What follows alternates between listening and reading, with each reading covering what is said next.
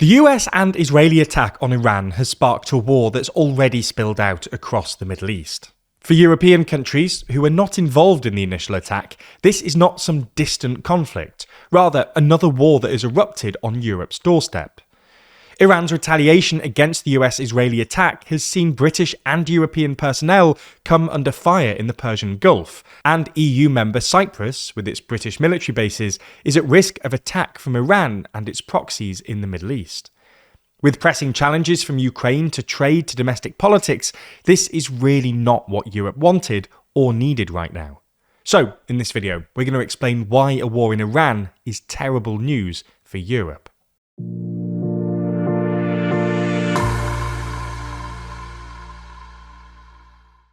President Erdogan was ranked 19th in our list of the world's most influential people. So in the latest issue of our magazine Too Long, we discuss how his various foreign policy gambles apparently paid off, and how he's been able to consolidate power inside Turkey over the past year or so. That's just one of 72 pages in the magazine, because as always there's more to Too Long than you'd expect. Purchase your copy by clicking the link in the description.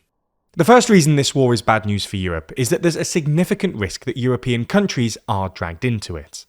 The initial attack on Iran was obviously carried out by Israel and the United States, and the response of basically all European nations was to urge de-escalation and condemn Iran's retaliatory strikes across the region. It was only Spain's Pedro Sanchez that openly denounced the US-Israeli attack, as well as Iran's actions. But by Monday, it looked virtually inevitable that at least some European nations would be drawn into the conflict. On Saturday, an Iranian attack on a military base in Bahrain narrowly missed British personnel, according to Prime Minister Keir Starmer. On Sunday, France confirmed that Iranian drones had hit a French naval base in the UAE, and then later that night, a drone struck the UK's Akrotiri airbase in Cyprus. A joint British-French-German statement on Sunday marked a change in tone, stating that we will take steps to defend our interests and those of our allies in the region, potentially through enabling necessary and proportionate defensive action to destroy Iran's capability to fire missiles and drones at their source. Separately, Keir Starmer said that British jets were in the air on defensive operations and had already successfully intercepted Iranian strikes, and added that the British government had granted permission for the US to use British bases for specific and limited defensive purpose, having previously denied a request to use British bases to bomb Iran. The obvious risk is that it puts European troops and personnel at risk, but it also creates challenges closer to home, as entering into the US and Israel's war of choice would likely spark domestic backlash. Trying to balance keeping on Trump's good side with domestic politics will not be easy, nor will maintaining a consistent position on international law, given European leaders' condemnation of Iran's retaliation, but not the initial US-Israeli attack. Europe's initial reluctance to involve itself already prompted anger from Trump-aligned figures in the US. Republican Senator Lindsey, for example, branded Europe pathetic on Iran.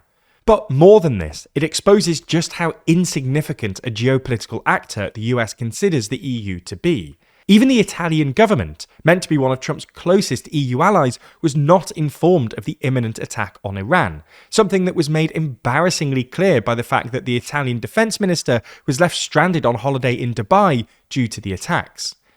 The eruption of the war, therefore, seems to have caught the EU off balance.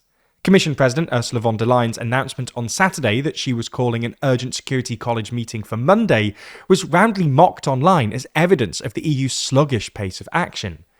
Additionally, the prospect of weeks, if not months, of fighting in and around Iran throws Cyprus's rotating presidency of the EU Council into doubt, as ministers and national leaders are unlikely to want to convene in Cyprus over the coming months, if Iranian drones and missiles could be inbound at any moment. We don't yet know what will happen to Iran, but the worst-case scenario is that the country falls into a protracted civil conflict that could have a huge humanitarian cost. From Europe's perspective, this would risk creating a new wave of refugees that may well seek safe haven in Europe, a logistical challenge that European governments will not be eager to face, and one which would inflame migration-related domestic politics. Another reason why the war is bad news for Europe is that it will probably mean diverting attention and resources away from Ukraine, as Ukraine's European and Western partners will likely need to step up their military presence in the Middle East and bolster their regional allies like the Gulf states and Israel. If Ukraine starts receiving less munition or critical intelligence, it could create an opening for Russia to exploit. On that note, Europe's renewed focus on the Middle East doesn't bode well for the negotiations to end the war. Russia's strategy thus far has been to prolong peace talks without making concessions, and the West's new focus on Iran will likely allow Russia to continue delaying.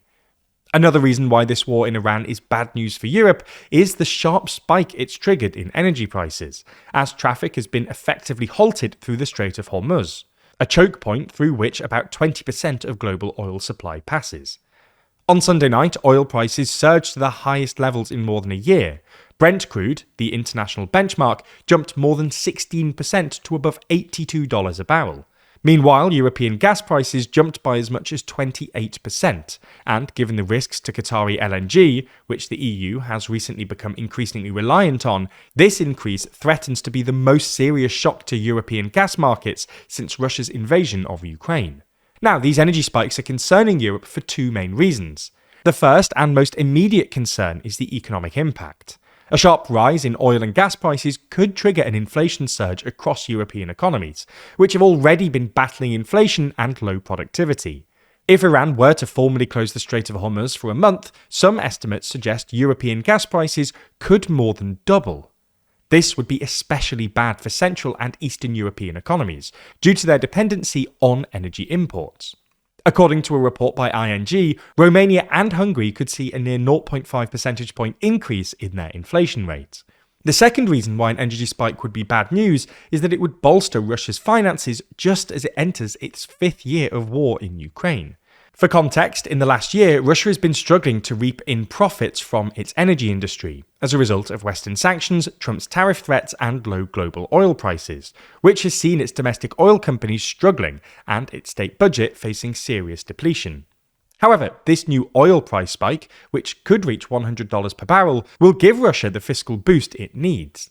What's more, in the face of the Strait of Hormuz disruption, major oil importers such as China and India will also have to look to Russia to provide even more crude supplies, despite weaning themselves off Russian oil earlier last year, all of which will allow Russia to continue its war while aiming for its maximalist goals.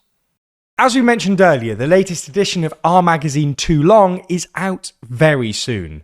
And if you subscribe using code SPRING26, then you'll get your first copy for as little as £4.99, as well as 20% off every future issue as long as you stay subscribed. The latest issue features our ranking of the world's 25 most influential people, using ratings from you, our audience, as well as from our journalists.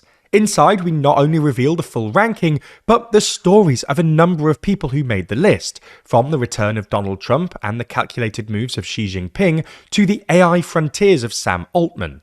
We look at the new entries, New York's first Muslim mayor Zohran Mamdani, the radical shift of Pope Leo XIV, and bastion of technocracy Mark Carney, as well as the shadows that still linger, like Jeffrey Epstein. Across 72 pages, this issue of Too Long features a whole lot more than just that. We also have a cover story on how the UK became more divided than ever, and how a broken country could rebuild, the fragmentation emerging within the EU, how religion is being hijacked by politicians, as well as much, much more. You can pre-order your copy at toolong.news, and remember to use code SPRING26 for the best ever price.